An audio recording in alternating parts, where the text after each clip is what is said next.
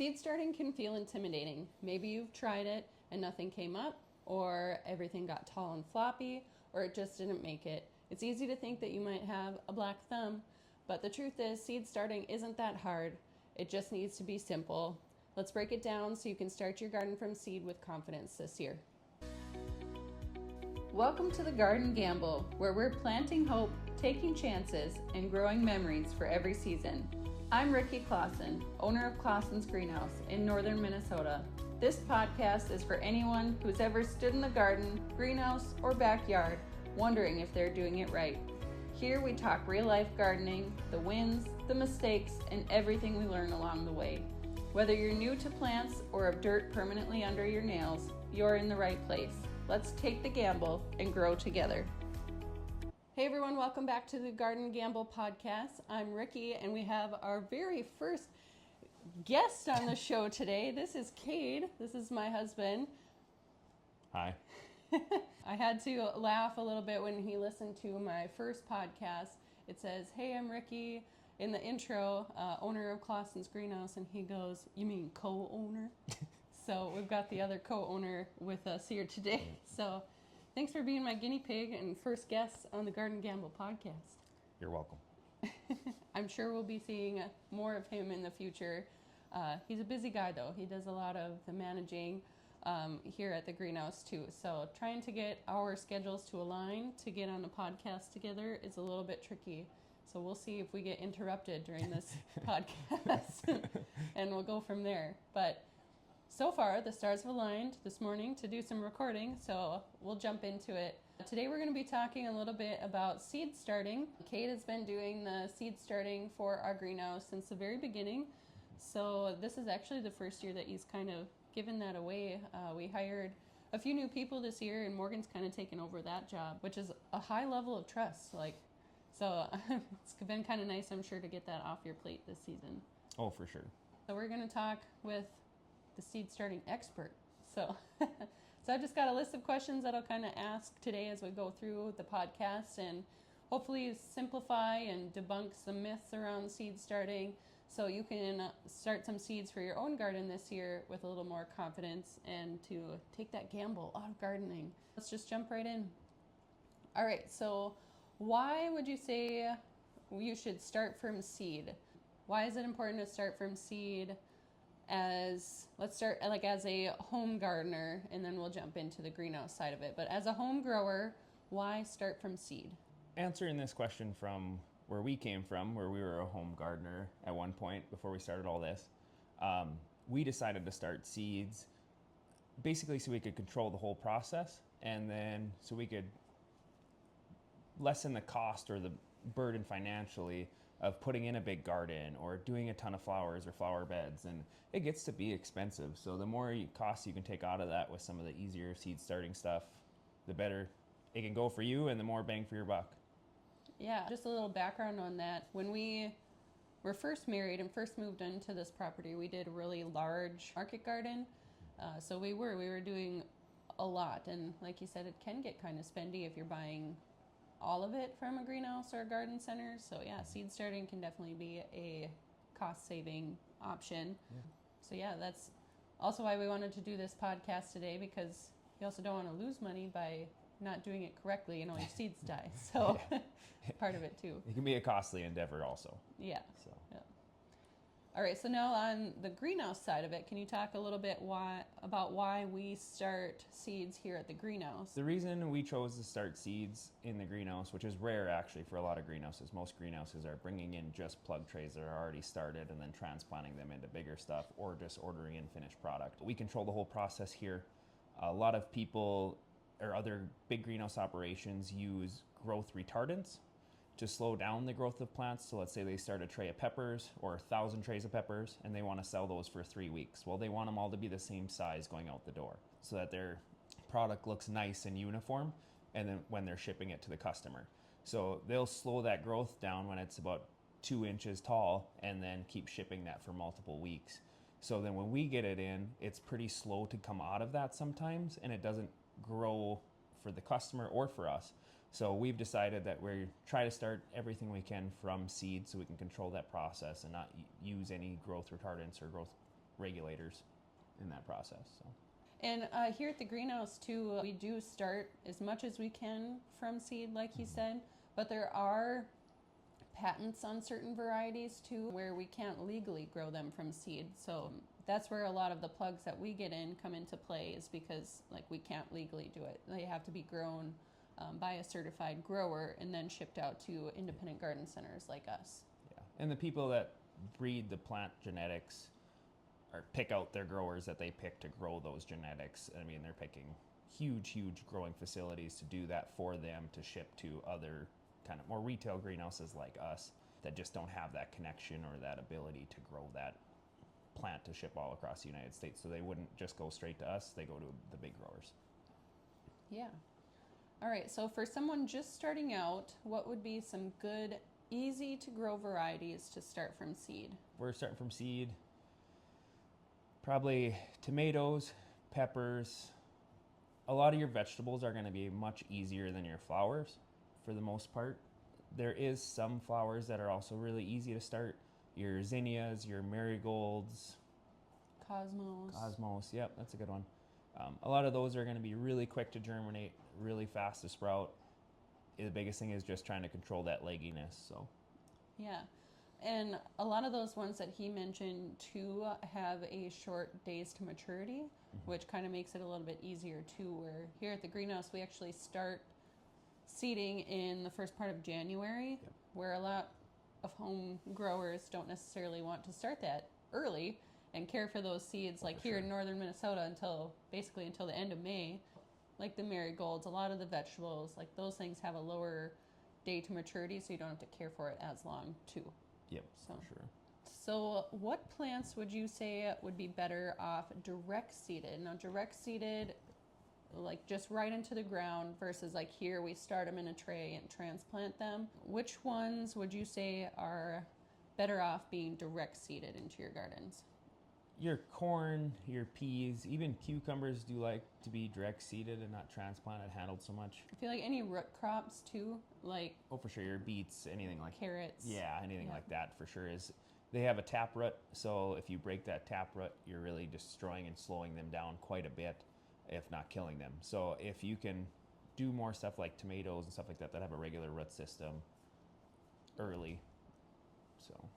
Yeah. For me in the flower farm for direct seeding, I do some zinnias, like my third run of zinnias, I do direct seed. Sunflowers are easy for direct seeding. Some cosmos again. Those are a few just in the flower farm that I direct seed that are pretty easy. And then anything that would be a taproot. There are some flowers that are taproot varieties too that would prefer to be just direct seeded so you don't disrupt that root system like he mentioned. But a lot of that really for us comes down to the time to maturity. So we can't get into our flower beds a lot of times till the middle of May or late May, if that, or even our gardens. So we're really looking for those short windows, the peas, corn, stuff like that can have shorter days to maturity so that we can still harvest that in the fall by the time that we need it. So. Yeah, those short days to maturity for direct seeding for sure. What growing information should you keep in mind when starting seed?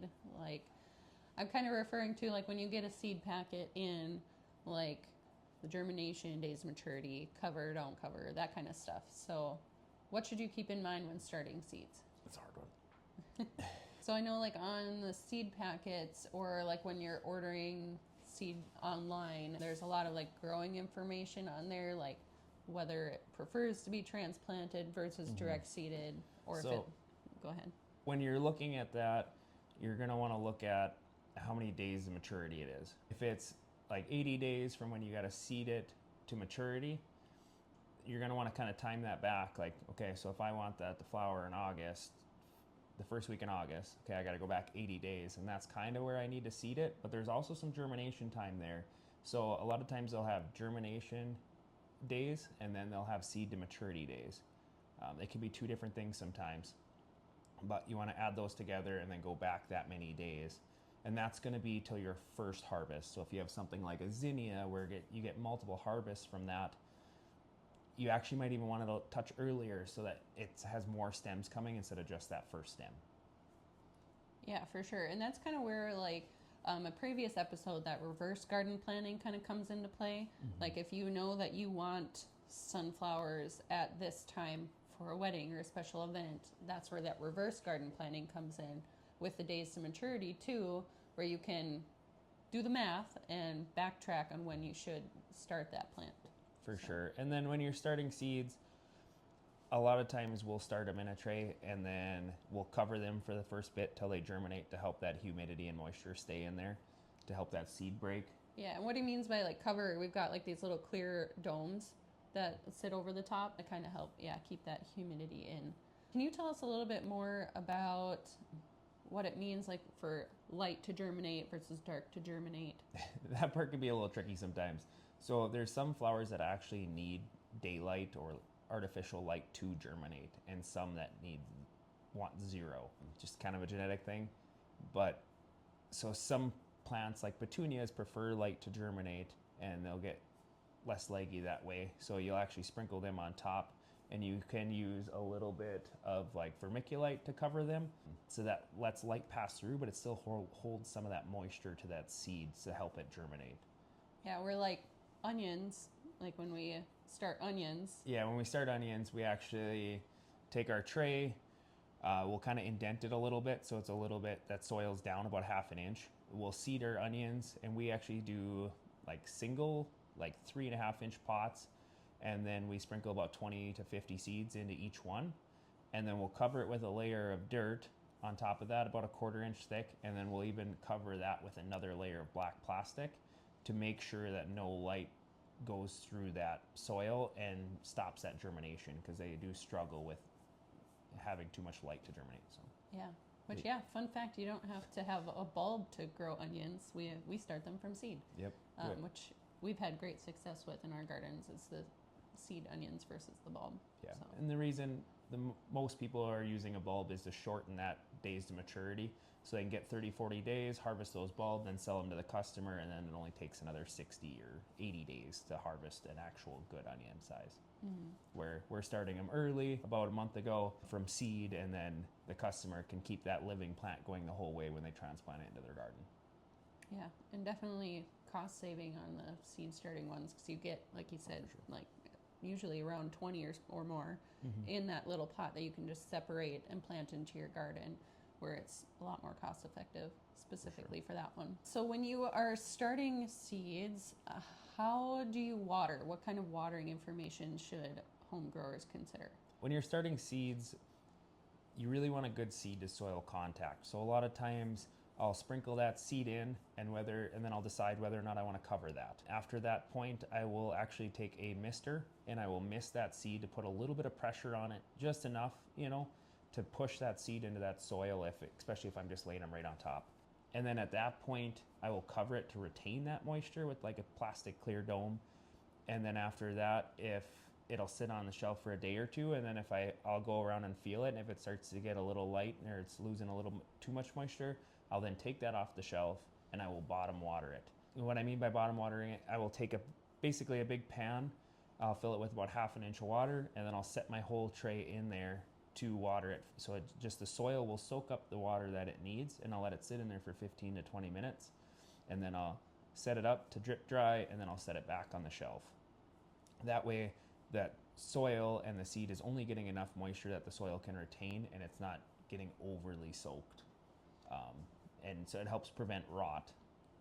Yeah, and if you water on the top too, that can disrupt the seeds too, which is why we bottom water as well. Correct. Then you're pushing, if those seeds are just cracking and starting to rot, and then you water over the top and you displace that seed, you're either breaking a really fine root or you're making it basically restart. So you're slowing your germination or your seed growth down. Yeah. So here at the greenhouse, we have special like seed trays that we use, but I know like when we first started and we're just like a home grower, like when I've seen lots of other growers use like a red solo cup, or like you don't have to have anything fancy, but one thing to keep in mind too is to make sure that it has that drainage hole. Yeah. Where if you are using like a red solo cup, pop a couple holes in the bottom so that water does have somewhere to go, like you said, so you don't get that root rot and it's just holding on to way too much water. So. Yeah, you always want that soil to be able to release that moisture, and dry out. It's a little tricky right away when you're seed starting because you don't want it to really dry out because you don't want to shrivel up them roots and have them die. But you do want that soil to go through a cycle as your plants get older so that you're reoxygenating the soil because plant roots need oxygen too. So. Yeah. So we talked a little bit earlier about those like domes or covers that we put on. At what stage do you take those domes off? So once my seeds are germinated, I can start to see that kind of the root is going down, and then the green stem is just starting to show. I mean, quarter inch, half an inch. I try to wait for a good 80 to 90% of my seeds to look like they're germinated, and then I will pull that dome off. So once they're about quarter inch to a half inch tall is what I would say would be a good rule of thumb.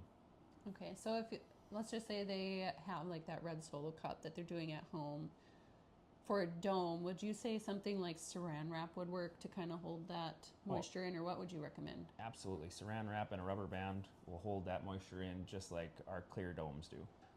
Perfect. So, and then if you're getting a little too much moisture, you can always poke one hole or two and really kind of control how much moisture is sitting in there. So. Yeah. So at what stage do you recommend transplanting seedlings? So when a seedling germinates, the first leaf to come out is called a cotyledon leaf. That is just the plant's first leaf. It is 95% of the time a different shape than its actual leaves. So it'll push that cotyledon leaf, and then its next leaf, we call its first true leaf. And that's what the plant's leaves will actually look like for the rest of its life. So it'll push that, it'll go cotyledon leaf, first true leaf, and then second leaf stage. So it just means it's basically got two sets of true leaves on it, and that's the point at which we transplant. Some plants at that stage are microscopic or really small, and so they can take a lot of work, like our portulaca flower or moss roses. That one, it stays really small, so it'll have its first true leaf and not even be hardly a quarter inch tall.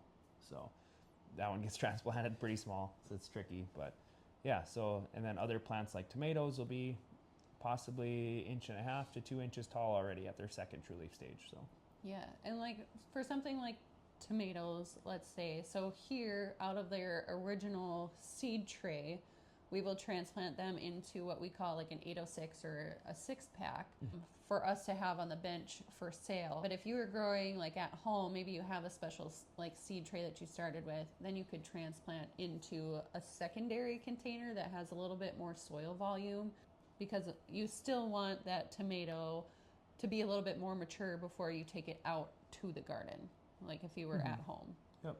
So just to transplant that one size up before it goes out into your garden.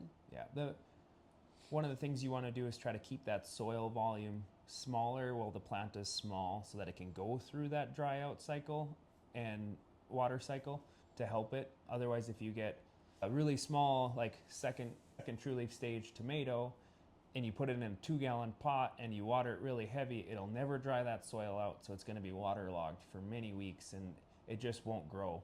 It'll really slow it down and stunt the plant because it can't get any oxygen to the roots.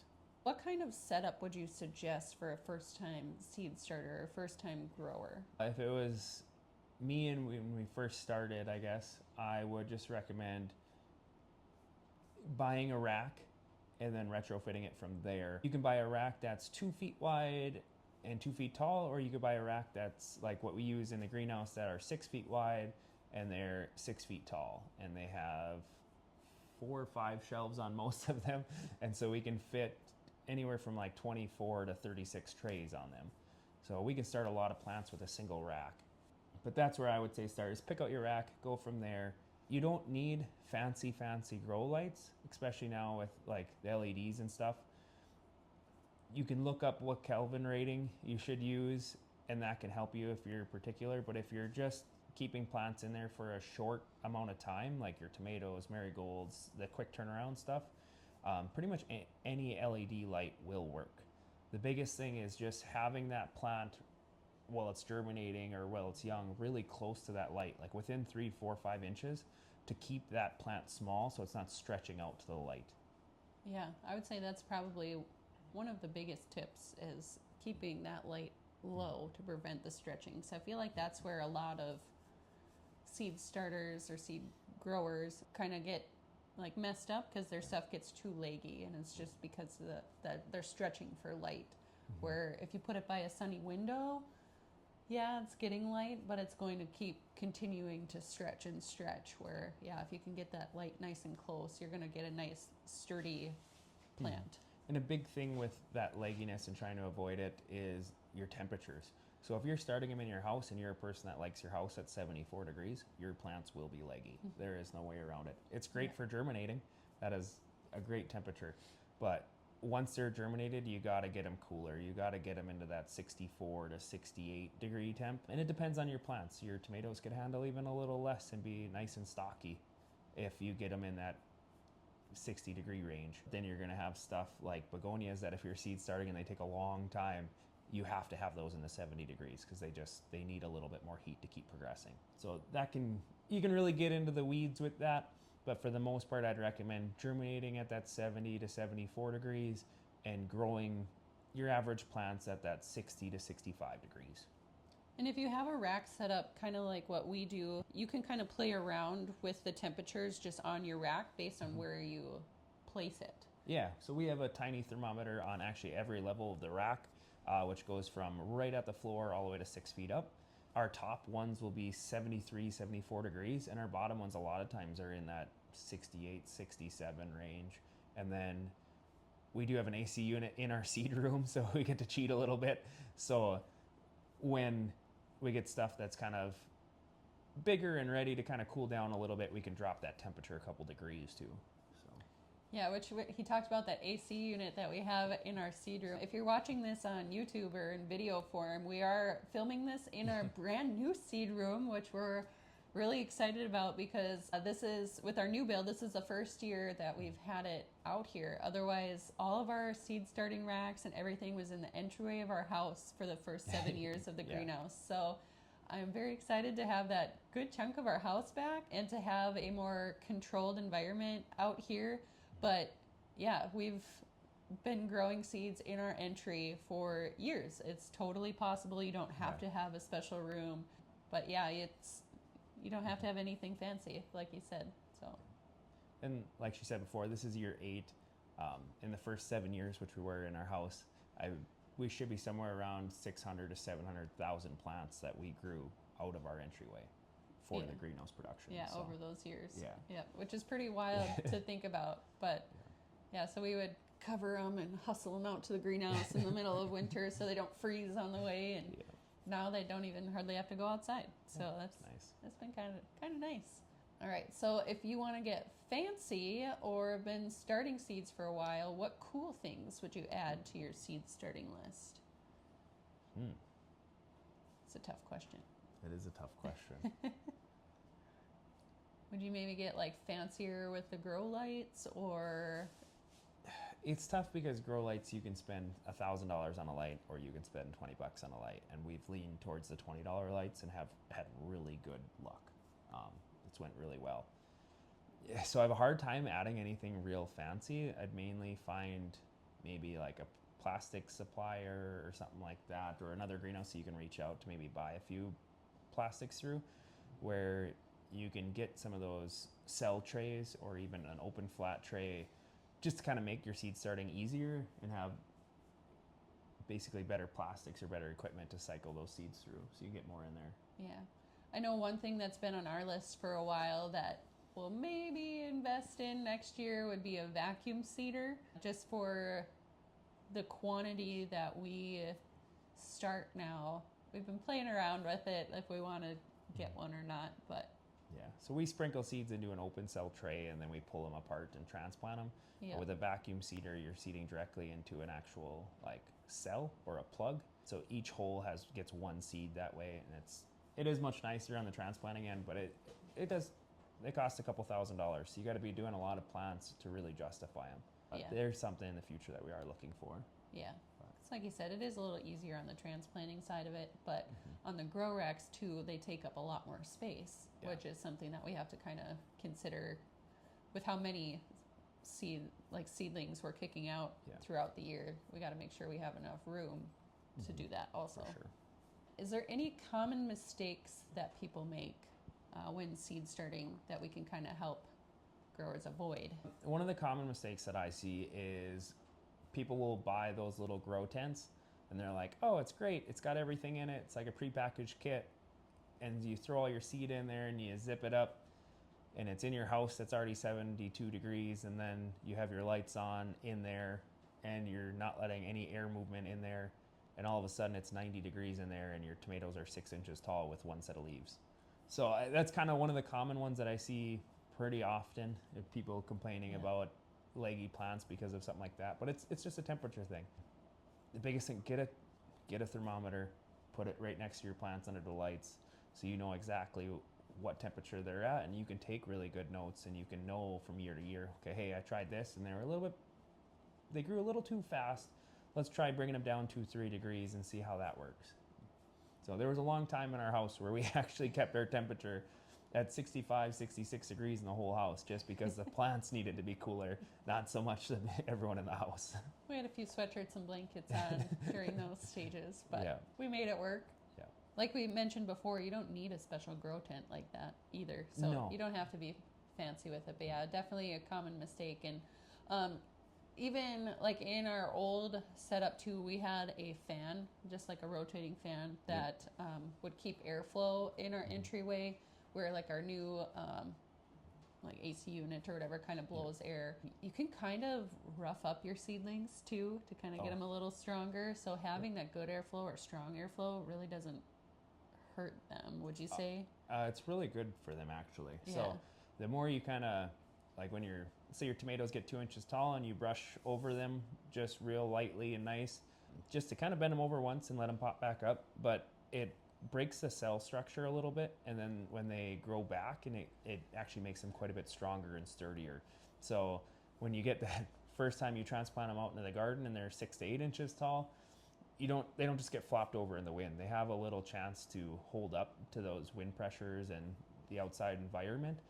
Otherwise, inside it's such a nurtured environment that they just don't get that strength because they don't have those environmental pressures. Yeah. Any other final comments about seed starting that we maybe haven't covered yet? Not that I know of right now. I think we covered most of it, but we will have a video on our YouTube channel that will kind of go through our seed starting equipment if you want a better example and to see it in person. And yeah, so that'll help you see a little bit more of the process and how we do it, and that'll be on our Klasen's Greenhouse YouTube channel. Yeah, and we're excited to be putting more videos up on YouTube too, and a little bit behind the scenes of what we're up to, more growing tips that are little bite-sized pieces, I guess you could say, just depending on the day. But well, thank you for coming on the podcast. No problem. I can't believe we didn't even get interrupted. Nope, I gotta go back to watering though. Yeah. But no, thank you for joining us on The Garden Gamble, and hopefully you learned a little something about seed starting. If you have any questions or thought of something that we maybe didn't cover, we would love to know. Feel free to comment or send us a message, and we will try our best to answer those questions for you. And like Kade said, be on the lookout for that new video coming out on YouTube of our seed starting process and our setup that we have out here in our new building. So we look forward to that, and we will catch you next time. All right, bye. Thanks for joining me on The Garden Gamble. If you loved this episode, be sure to subscribe and share it with a fellow plant lover.